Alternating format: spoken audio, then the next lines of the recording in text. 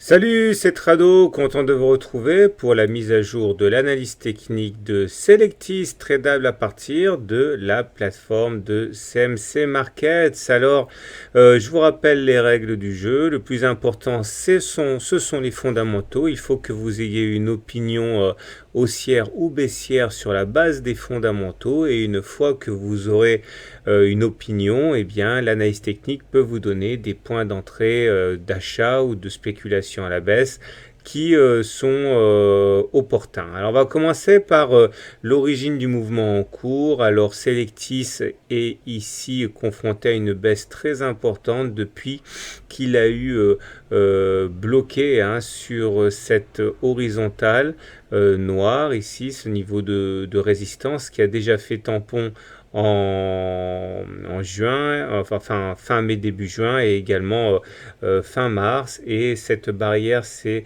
révélée complètement infranchissable et c'est la raison pour laquelle on est actuellement en train de plonger. La bonne nouvelle, c'est que si on prend cette horizontale et l'oblique basse ici, eh bien on se retrouve dans une figure dite d'élargissement descendante à angle droit.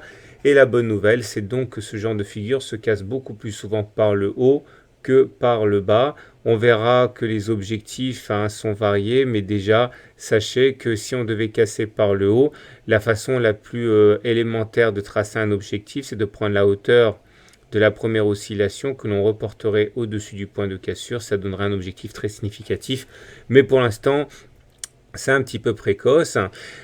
Si maintenant on zoome un petit peu, on voit que Selectis eh bien, se résume à une histoire de biseau. Regardez en vert ici, vous avez deux biseaux. Le premier qui a duré plusieurs mois et qui a été cassé par le haut, comme tout bon biseau descendant se doit, puisque ce genre de figure se casse plus souvent par le haut que par le bas.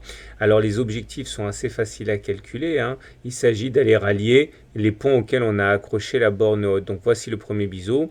On en est sorti par le haut ici. On est allé chercher le premier objectif ici à 29 euros et le deuxième objectif ici dans la foulée à 38 euros. Ça a été pour former un autre biseau. Et vous l'aurez compris, si tout se passe conformément aux statistiques, eh bien on devrait casser normalement par le haut avec pour objectif d'aller chercher d'abord les 32 et pourquoi pas les 37 et les 42. En tout cas, pour l'instant, on rebondit sur la partie basse de ce biseau comme on l'a eu fait ici. Alors maintenant, un petit détour du côté des indicateurs techniques. Alors c'est intéressant à suivre parce qu'on voit que juste avant la cassure du biseau au numéro 1, on a eu un croisement MACD signal. Donc surveillez de près l'éventualité d'un croisement MACD signal. Ce serait sans doute précurseur d'un rebond qui nous permettrait d'aller casser le biseau. De la même manière que si le momentum devait basculer au-dessus de 0, comme ça a été le cas ici, eh bien on aurait sans doute les signes précurseurs d'une attaque haussière pour casser le biseau. Donc n'oubliez pas de mettre le MACD et le momentum sur votre graphe.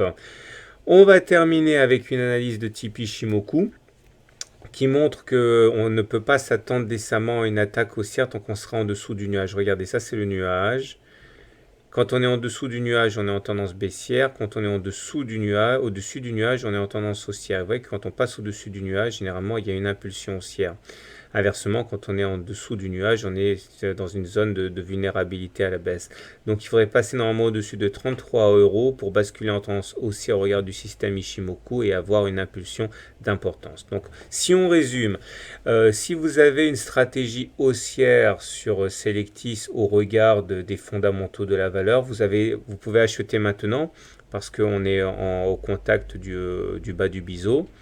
Vous pouvez également, si vous le désirez, acheter sur les 33 euros qui correspondent à la zone au-dessus du nuage ou 19 euros qui correspond en fait à la zone regardez, c'est là. C'est la zone où on viendrait éventuellement rebondir sur le bas de la figure pour tenter un rebond comme là. Donc soit maintenant, soit vers 19, soit en cas de passer au-dessus du nuage. Par contre, si vous voulez spéculer à la baisse, soit vous spéculez maintenant parce que vous voyez que la tendance elle est baissière.